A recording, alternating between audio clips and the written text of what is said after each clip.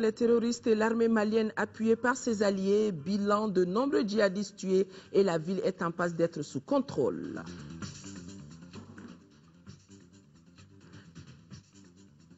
L'élection présidentielle de juillet prochain, les différentes structures ne veulent pas être prises à défaut. Le colonel Moussa Sinko Koulibaly met chacun devant ses responsabilités. Nous sommes vendredi 22 février. Mesdames et messieurs, bonsoir et bienvenue dans cette édition de 20h. Une édition que nous commençons par les opérations de sécurisation de la ville de Gao. Plusieurs terroristes ont été tués dans des combats de localité par les forces maliennes, nigériennes et françaises. Des combattants du Moujao, après avoir occupé le palais de la justice, la mairie et le marché, ils ont tiré sur une patrouille au moment où l'un de leurs véhicules a sauté sur une mine traditionnelle. Mesdames et messieurs, des images très dures par moment. Nous suivons le récit de nos envoyés spéciaux à Gao, Daouda Sidiki Diarra et Massa Doumbia.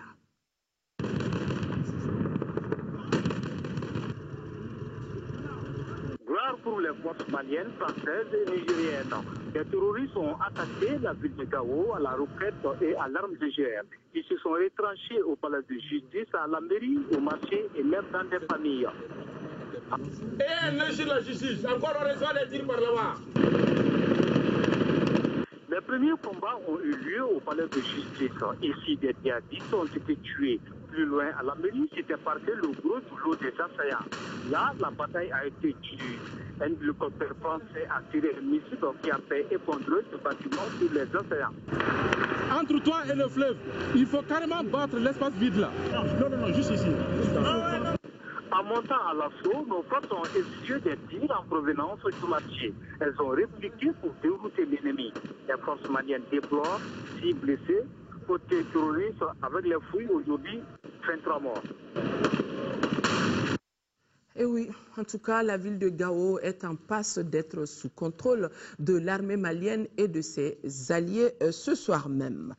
Ici à Bamako, fin de la mission des parlementaires de la CEDEAO dans notre pays. Avant de quitter Bamako, ces parlementaires ont été reçus par le président de la République par intérim. Au président de la République, les parlementaires de la CEDEAO ont fait le compte-rendu des différentes rencontres qu'ils ont tenues avec les autorités politiques, administratives et autres organisations socio-professionnelles du pays. L'institution qui le représente entend accompagner notre pays dans la mise en œuvre de sa feuille de route de la transition.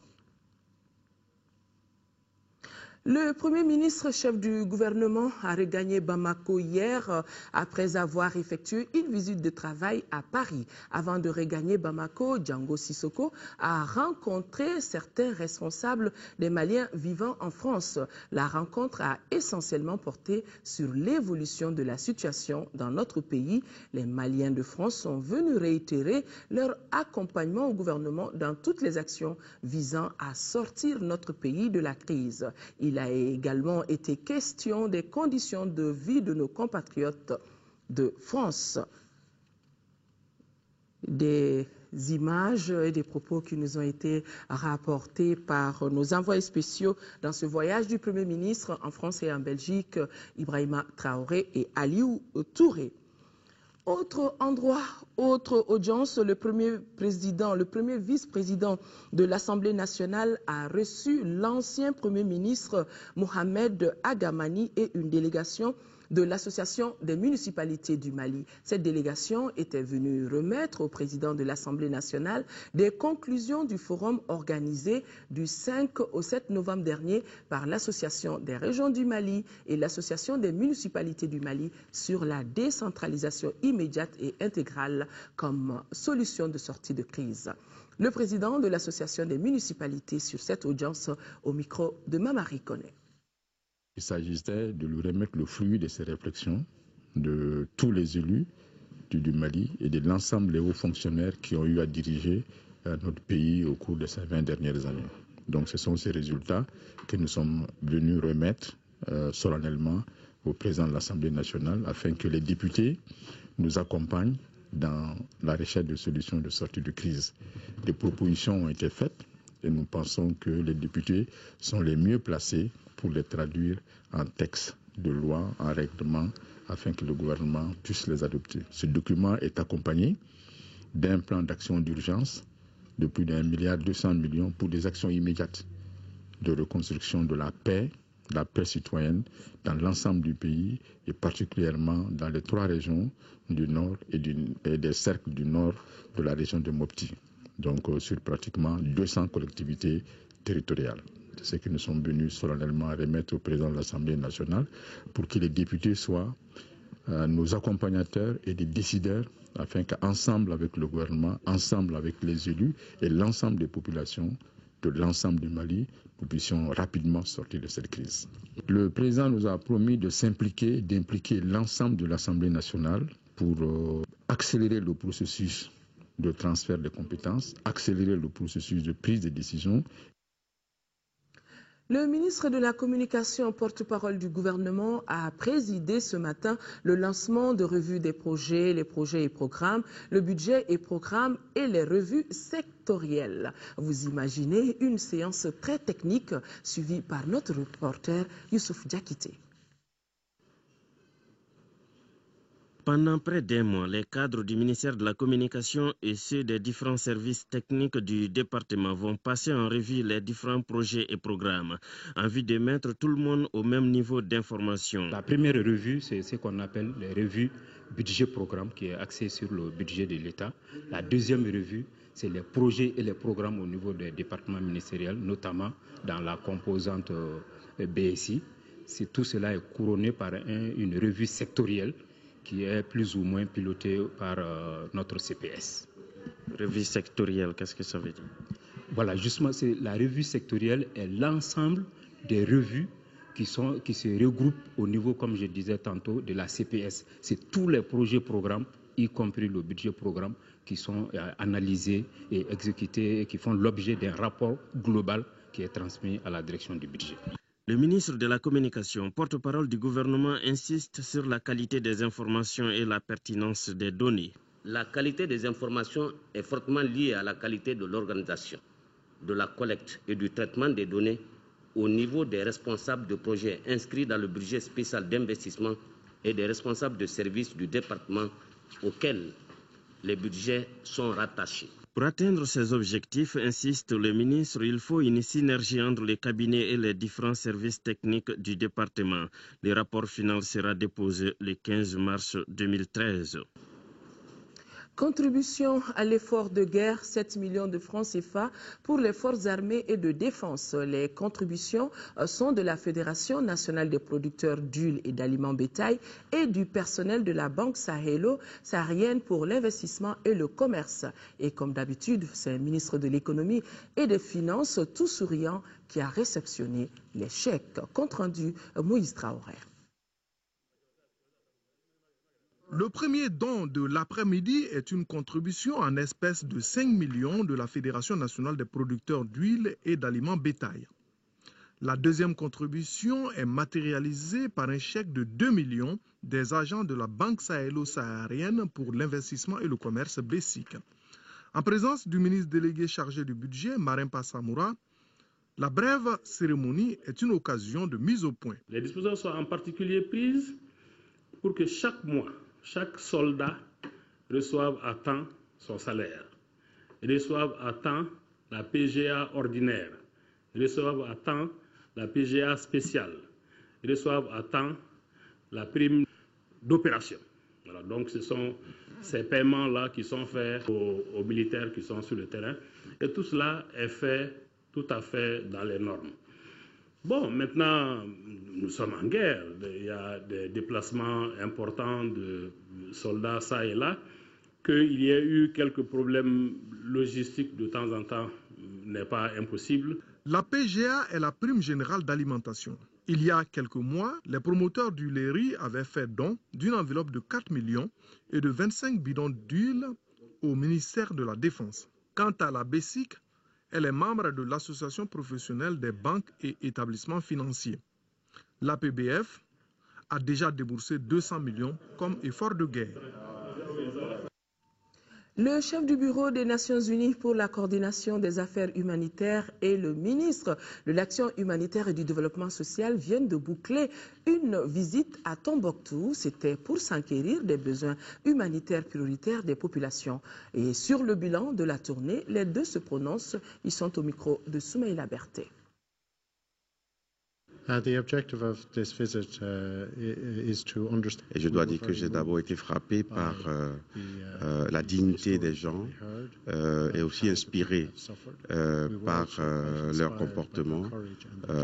Et j'ai été très touché par ce qu'ils ont enduré, par la souffrance qui a été la leur.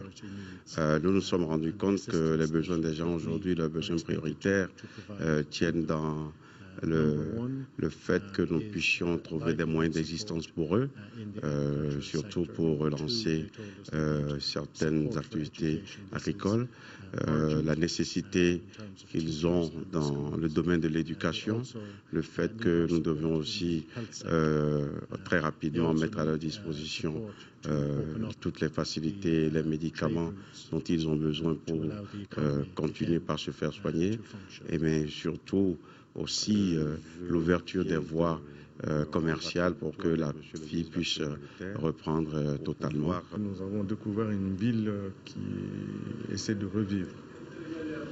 Les populations sont restées soudées malgré les 11 mois d'occupation de souffrance. Il y avait une cohésion entre l'ensemble du comité de crise, l'ensemble des collectivités qui étaient restées sur place et les populations qui nous ont accompagnés. Les priorités aujourd'hui pour eux, la demande la plus forte, c'est le retour rapide de l'administration dans toutes ses dimensions au niveau de Tombouctou afin que l'État puisse être présent. L'éducation est une urgence parce que les écoles ont commencé dans des conditions qui ne sont pas encore idoines puisqu'il y a peu d'enseignants. Les enfants sont à l'école, il faut les occuper. Il faut les équiper, ils ont des besoins de fourniture. Ensuite, il y a les problèmes de santé. Et les équipes se déplacent difficilement parce qu'il n'y a pas du tout de logistique. Il n'y a aucune ambulance aujourd'hui fonctionnelle à Tombouctou. Les problèmes de médicaments ont été soulignés. Les problèmes aussi de motivation du personnel parce qu'ils sont restés volontairement pendant 11 mois sous l'occupation et ils ont travaillé nuit et jour.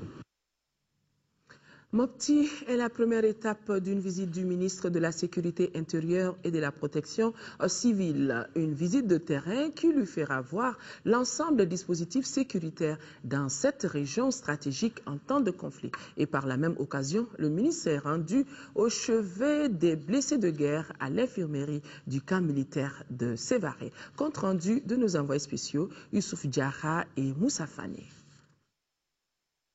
Nous sommes en 5e région, plus précisément au PC opérationnel de Sévaré. C'est ici la première étape de la visite du ministre de la Sécurité intérieure et de la Protection civile. Pour s'enquérir des dispositifs sécuritaires, le général Tchefi Konaté a rencontré la hiérarchie militaire. Les échanges ont porté sur l'évolution actuelle de la situation au niveau du PC de Sévaré. Les ministres et les autorités régionales ont également évoqué la sécurité intérieure de la région de Mopti. Selon les autorités régionales, la situation est sous contrôle de nos forces armées et de leurs alliés.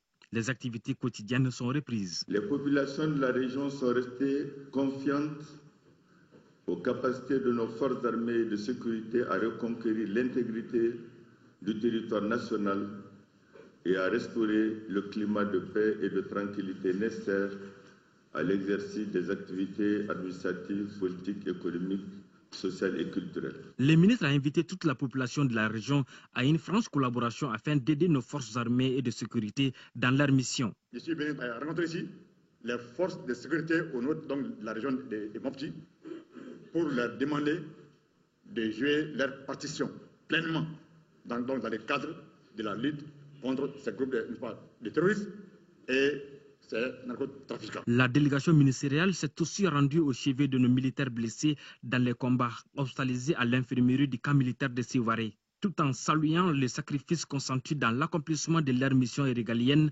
pour la défense de la patrie. Le ministre Tchefi Konaté a remis une enveloppe symbolique au premier responsable de la santé militaire de la région pour la prise en charge des blessés. Au cours de cette cérémonie, certains dons ont été réceptionnés pour l'effort de guerre. Au jour d'aujourd'hui, la région a pu mobiliser plus de 137 millions de francs CFA. Le chef d'état-major général du Burkina Faso en visite à Markala où est basé le contingent burkinabé. Le général Nabéré Honoré Traoré, c'est son nom, a rencontré les chefs des opérations militaires et les hommes de troupes. Il s'est réjoui du bon moral de sa troupe avant d'ajouter que le Burkina Faso était prêt à augmenter le nombre de combattants si besoin en était. Un reportage depuis Ségou, Markala, Dougoufana Traoré. En venant à Markala, le chef d'état-major général des armées de Burkina Faso voulait non seulement s'enquérir du moral de la troupe burkinabé baptisée Badenya à cause de la fraternité qui unit les deux pays, mais aussi et surtout lui prodiguer des conseils pour la suite des opérations. Le général Nabéré Honoré Traoré, dès son arrivée à Markala, a d'abord passé en revue les troupes burkinabées, maliennes et françaises. Il était en compagnie de Sona Mohamed Topan, ambassadeur du Faso au Mali, des responsables militaires de Ségou, du sous-préfet et du maire de Markala. Le général Traoré a ensuite rencontré les officiers chefs des opérations militaires à huis clos. Enfin, il a rencontré l'ensemble des 500 soldats de la troupe Badenya à la place d'armes de Markala. Je dois préciser que c'est depuis le 21 janvier qu'ils sont stationnés dans cette belle région du Mali. C'est un message d'encouragement que je leur apporte, encouragement à remplir leur mission aux côtés de leurs frères d'armes du Mali, dans le but justement de restaurer l'intégrité territoriale de ce pays frère. Le contingent burkinabé, depuis son arrivée au Mali, n'a jamais baissé les bras. Patrouilles et appui aux forces maliennes ici et là ont été les maîtres mots. Dès nos arrivées, nous nous sommes déployés au niveau du grand pont de Markala pour sa défense. Ensuite, le contrôle de l'axe de Markala jusqu'à Djabali, d'ailleurs où nous avons déjà déployé un groupement de forces aux côtés de nos frères maliens pour toute intervention possible. La guerre que mène le Mali est noble et c'est une guerre de légitime défense. Tels sont entre autres qualificatifs donnés par le chef d'état-major général des armées du Burkina Faso. Et c'est la fraternité justement qui a guidé justement cette mise en place de nos éléments ici au Mali. C'est la raison pour laquelle d'ailleurs nous avons dénommé notre bataillon Badenya. Vous comprenez très bien que donc c'est la fraternité.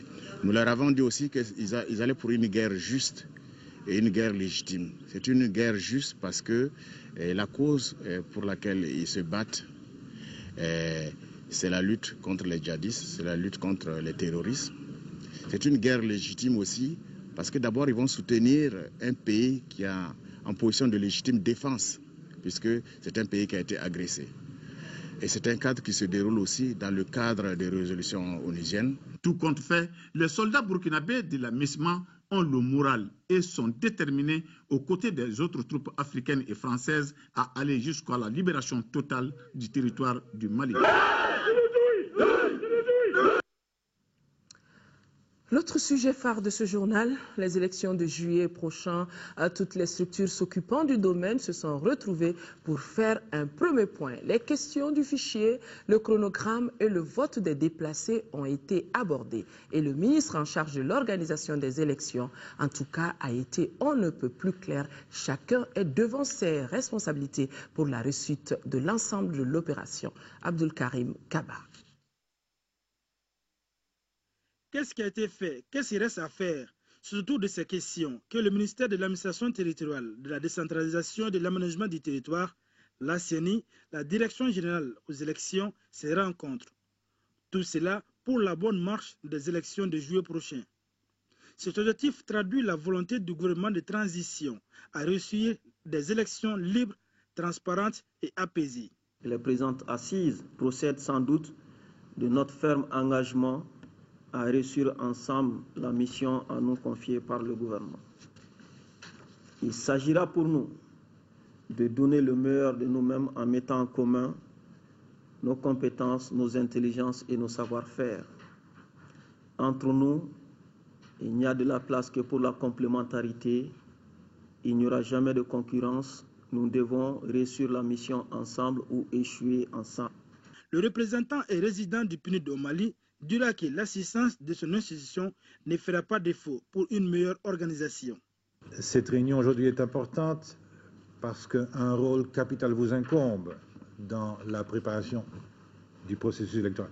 Ce séminaire, nous pensons, sera donc l'occasion de converger toutes les énergies vers la réalisation des objectifs communs.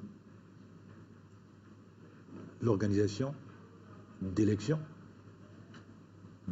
justes, crédibles, transparentes, inclusives et apaisées.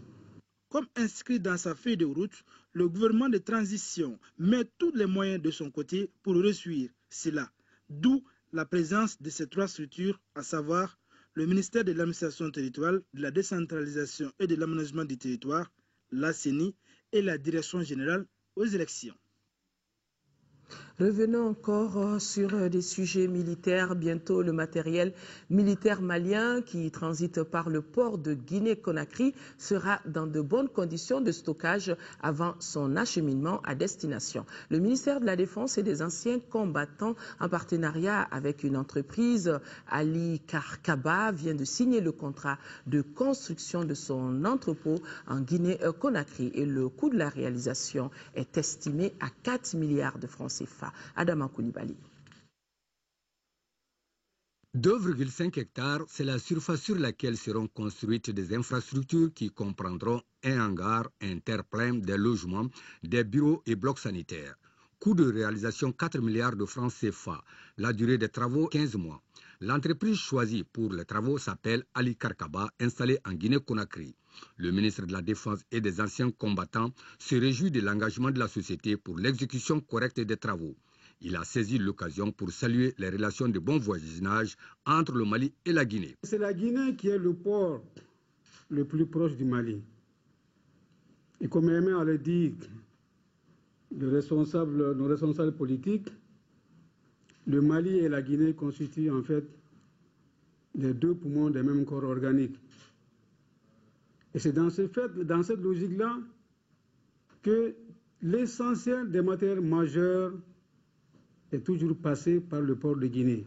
Le représentant de l'entreprise Ali Karkaba remercie le gouvernement pour avoir porté le choix sur sa société. Nous avions eu à élaborer les projets des entrepôts maliens en Guinée, appelés Emagui. Le Mali est un pays enclavé et dans le cadre de sa politique de désenclavement, il développe un partenariat avec la Guinée pour son transit. Il faut rappeler que les entrepôts maliens en Guinée ont été offerts au Mali par le gouvernement guinéen depuis les années d'indépendance. Ils couvrent 5 hectares que le ministère des Transports et le ministère de la Défense et des anciens combattants partagent. Le secteur bancaire malien renforce sa collaboration avec la presse et cela en vue d'une meilleure communication. L'association professionnelle des banques et établissements financiers tient dans ce cadre à sélinguer ses 3e concertations avec les responsables d'organes de presse. Le ministre de l'économie, des finances et du budget a insisté sur les mesures à prendre pour permettre à notre pays de faire face aux impacts de la crise actuelle. Mahamadou Kone et Chirfi Moulay Haïdara. Les banques et établissements financiers du Mali sont décidés à jouer tout leur rôle dans le renforcement du système financier et la croissance de l'économie du pays. Et comme la communication est primordiale dans l'atteinte de cet objectif, l'Association professionnelle des banques et établissements financiers APBF organise régulièrement des rencontres avec la presse. La 3e édition de ce cadre de concertation s'inspire de la crise politique et sécuritaire et ses conséquences sur l'économie de façon générale. Face à la situation de crise de 2012 et à bien d'autres préoccupations du moment, la nécessité s'impose à notre profession de disposer d'un plan de communication permettant d'informer plus largement sur les exigences de l'activité bancaire et sur notre contribution effective au financement de l'économie nationale. Conscient que la résolution des problèmes liés au financement des entreprises et de l'économie est prioritaire et conformément à leur vocation, les banques et les agents financiers du Mali proposeront au cours de ces journées des solutions concrètes et réalistes et réalisables à très court terme pour favoriser l'accès des entreprises au financement bancaire conformément aux dispositions réglementaires en vigueur. Le dialogue entre l'ABBF et la presse, dont l'ultime objectif est le développement du pays, est très apprécié par le gouvernement qui y voit un grand intérêt, surtout dans un contexte aussi particulier. Le gouvernement a décidé de mobiliser tous les atouts dont le pays dispose. L'objectif recherché est de les mettre en synergie dans une démarche structurée et volontaristes à travers la mise en œuvre d'actions qui seront de nature à assurer à notre pays une croissance forte et durable. C'est pourquoi j'exhorte banquiers et hommes de presse à élaborer et à mettre en œuvre des stratégies pour améliorer les conditions de financement de notre économie. Le ministre fonde beaucoup d'espoir aussi bien sur les banques et établissements financiers que sur la presse pour leur apport inestimable dans la bonne marche de l'ensemble des secteurs du développement. Le FESPACO, Festival panafricain du cinéma de Ouagadougou, édition 2013, débutera demain à Ouagadougou, au Burkina Faso. Et notre pays sera fortement représenté à cette fête biennale du cinéma et de la culture africaine. 5 films, séries télévisées et documentaires seront en compétition cette année. Et pour plus de précision, le directeur du Centre national de production cinématographique, Moussa Wane, est au micro d'un de nos envoyés spéciaux à Ouagadougou, Souleymane Kenza à Sidibé. Le Mali sera présent cette année avec un long métrage de fiction qui a pour titre Toile d'araignée. Nous serons présents avec 2 séries télévisuelles. Les Concessions, qui est une série produite par le Centre national de cinéma, le Burkina Faso, le Niger et le Togo. Le Roi de Ségou, qui est une coproduction entre l'ORTM, Brico Film, Sarama Film. Donc, il y aura aussi un documentaire d'André Diarra qui a pour titre Les pêcheurs de sable et un court-métrage de Bakary Diallo dans Kumba. Donc, cela veut dire que le Mali sera présent avec ces différents films. Nous pensons que nous serons là-bas à la tête très haute parce que Toile d'araignée, qui est le film vedette, sur le plan thématique, je crois que l'Afrique verra la position du Mali par rapport aux différents fléaux qui menacent notre monde aujourd'hui, la liberté de l'homme, à l'émancipation de la femme, le rôle de la justice, le rôle de l'administration, etc., etc. Le Mali va cette année aussi avec beaucoup de personnes. Le gouvernement nous a aidés, malgré la crise. Cela veut dire que la culture, en tout cas, a une certaine signification auprès de l'autorité, c'est très bien, parce que malgré la crise, le gouvernement a mis à disposition des créateurs pour inviter au minimum 50 personnes. Le ministère de l'Équipement et du Transport a abrité hier la cérémonie de signature de la convention entre l'Agence nationale de la sécurité routière et Vivo Energy Mali. Au cours de cette cérémonie, le géant pétrolier s'engage à soutenir l'ANASER dans sa recherche de solutions contre les accidents de la route. Isaac Tchenou. Cette signature de convention entre Vivo Energy et l'Agence nationale de la sécurité routière dénote tout l'engagement des géants de l'hydrocarbure dans la lutte contre les accidents liés à la route. Ainsi, 1000 casques d'une valeur de plus de 20 millions de francs CFA ont été remis à l'ANASER. Par ce geste, Vivo Energy pose à la fois un acte humanitaire et économique en sécurisant ses clients. La majorité des produits que nous amenons au niveau du territoire malien viennent par la route des dépôts côtiers. Il est par conséquent important pour nous d'avoir un œil particulier sur la gestion de la sécurité routière. Et les plus gros lots des accidents qui sont connus dans cette activité viennent de la route. La sécurité routière est l'une des priorités du gouvernement. La conséquence liée à l'insécurité routière touche surtout les jeunes. Le port du casque permettra de réduire considérablement les accidents mortels. Depuis le lancement de la campagne pour la promotion du port du casque, le 1er octobre 2012, le gouvernement du Mali a insisté sur cette synergie d'action afin de réduire considérablement les cas de blessures à la tête, principale cause de décès. À travers cet engagement, Vivo Energy du Mali donne la priorité à la sécurité sur les routes, ce qui fait d'elle une société citoyenne soucieuse de la santé et des usagers de la route. L'ANASER, déterminé à atténuer le nombre d'accidents liés à la route, compte sur d'autres partenaires. La cérémonie a été marquée par une remise symbolique de casques à certains départements et associations.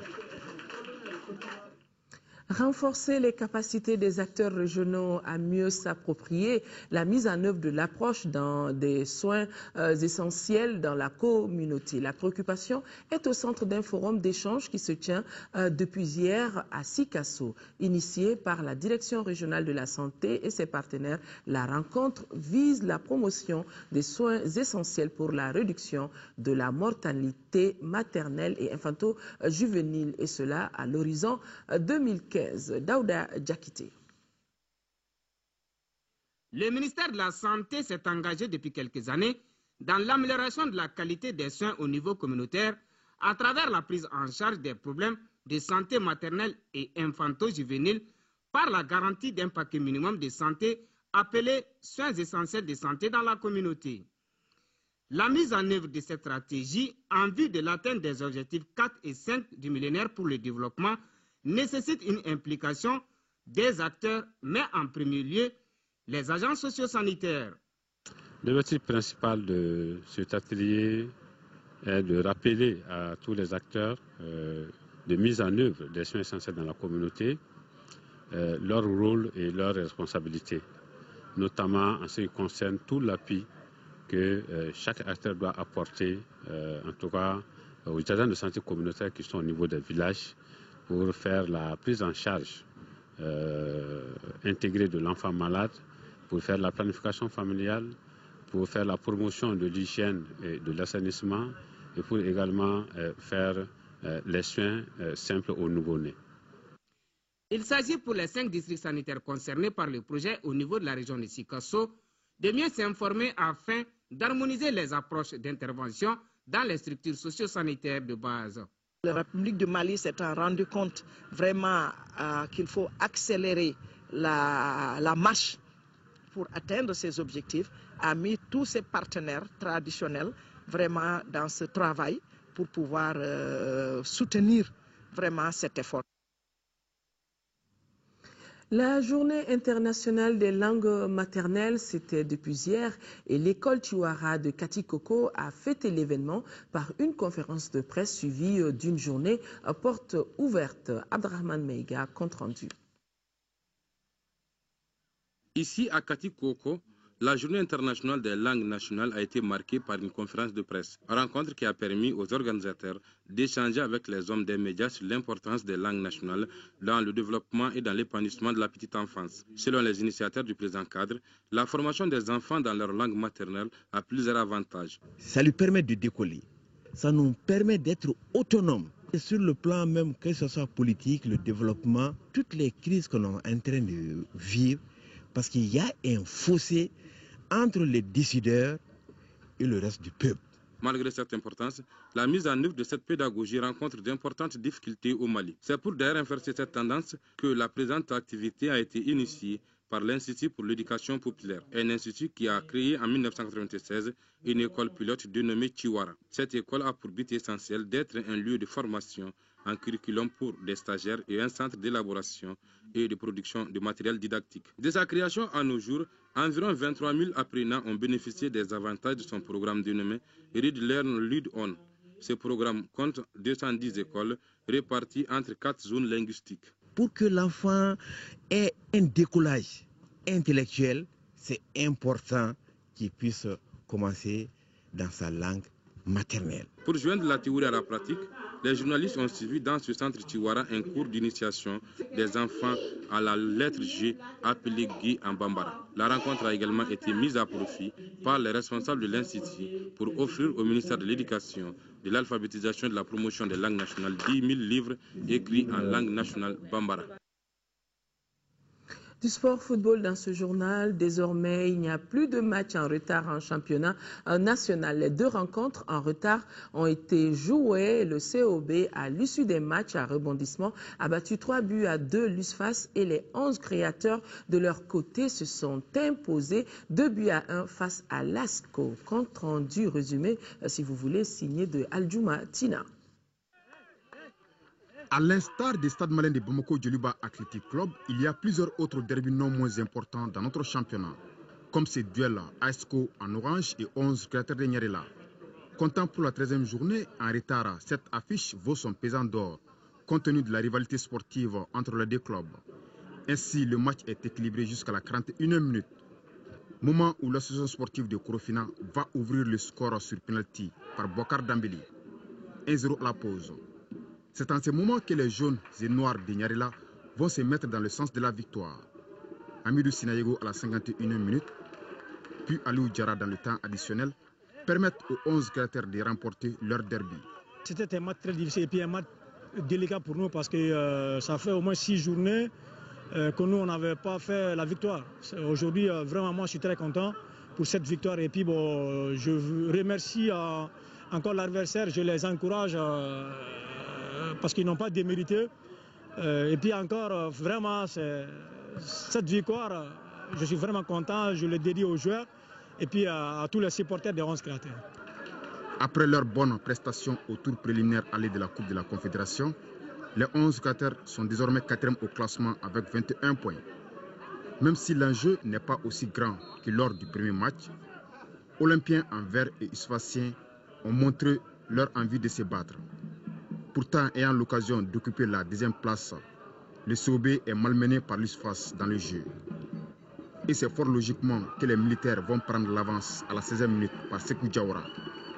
Et puis marque même un second but à la 21e minute par Kassim Traoré. Le COB au bord du gouffre va avoir le temps de reprendre ses esprits quand la coupure s'est invitée dans la partie pendant une demi-heure alors que nous étions à la 39e minute. Quand tout rentrera dans l'ordre, la partie va prendre une autre tournure en deuxième mi-temps. À la 49e minute, l'Isfas verra son écart réduit par Adama Traoré, ce qui fut le déclic pour les Olympiens. Les porteurs d'uniforme sous pression finissent par se faire rattraper grâce à Hamidou Traoré à la 58e minute, avant de voir noircir leur chance dans les arrêts de jeu par Abdoulaye Diarra. Quelle partie à rebondissement! Le Sobé s'empare de la 10e place avec 27 points et se positionne comme un prétendant sérieux pour le podium. Voilà, mesdames et messieurs, avant de refermer définitivement ce journal, le RTM vous propose ce soir la rediffusion de l'émission Questions d'actualité sur la réconciliation nationale. Vous pourrez suivre cette rediffusion après l'émission sportive Performance. Et avant, vous aurez rendez-vous avec Abbas Fambouri Traoré et son équipe pour la ligne du front. Voilà, c'est donc tout pour cette édition. Demain 13h, Amara Mali Diallo et à 20h, Nyanya Aliou Traoré. En attendant, tout notre soutien à nos forces armées et ses alliés dans la difficile mission de reconquête de notre territoire. On n'oublie pas les populations vivant dans ces régions. Bon début de week-end.